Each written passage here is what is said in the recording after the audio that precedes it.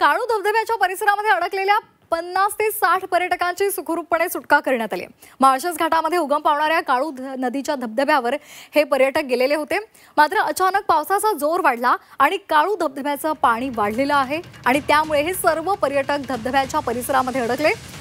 टोकावडे पोलिसांना याची माहिती मिळताच पोलिसांनी स्थानिक नागरिकांच्या मदतीने या पर्यटकांची सुटका केलेली आहे। दोरीच्या मदतीने या पर्यटकांची सुटका करण्यात आलेली आहे। रात्री उशिरापर्यंत हे रेस्क्यू ऑपरेशन सुरू होतं। या संदर्भात अधिक माहिती देत आहेत आमचे प्रतिनिधी हेमंत चापुडे।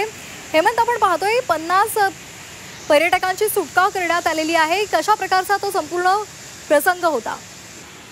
नक्कीच श्वेता, मुंबई, पुणे, ठाणे या परिसरातनं मोठ्या संख्येने पर्यटक शनिवारी या ठिकाणी काळू धबधब्याच्या परिसरात निसर्ग सौंदर्याचा आणि येथील धबधब्याचा आनंद घेण्यासाठी आले होते। मात्र अचानक सायंकाळी 4च्या नंतर पावसाचं प्रमाण वाढलं आणि या धबधब्याच्या परिसरात 50 ते 60 पर्यटक अडकले आणि मोठ्या प्रमाणात या ठिकाणी धबधब्याचा पाण्याचा प्रवाह वाढल्याने धबधब्याच्याच ठिकाणावरनं काळू नदी जी काही प्रवाहित होते त्यामुळे नदीच्या त्या बाजूला पर्यटक हे अडकले गेले। त्यामुळे याची माहिती स्थानिक ग्रामस्थांना मिळाली। यानंतर स्थानिक ग्रामस्थांनी टोकावडे पोलीस आणि वन विभागाच्या कर्मचाऱ्यांनी याची माहिती दिल्यानंतर स्थानिक ग्रामस्थ, टोकावडे पोलीस आणि वन विभाग कर्मचाऱ्यांनी या ठिकाणी 2 ते 3 तास रेस्क्यू ऑपरेशन करत त्या सर्व पर्यटकांना सुखरूपपणे बाहेर काढलेलं। मात्र सध्या माळशेज घाटात मोठ्या प्रमाणात मुसळधार पाऊस बरसत आहे, त्यामुळे पर्यटकांनी पर्यटनाचा आनंद घेत असताना कुठेतरी स्वतःच्या जीवाची काळजी घेणे तितकंच महत्त्वाचं आहे आणि हे पुन्हा एक अधोरेखित झालेलं आहे। स्थानिक ग्रामस्थांच्या मदतीने कुठेतरी हा मोठा अनर्थ टळलेला आहे। मात्र सध्या या परिसरात मुसळधार पाऊस बरसत असलेली परिस्थिती सध्या पाहायला मिळत आहे। श्वेता,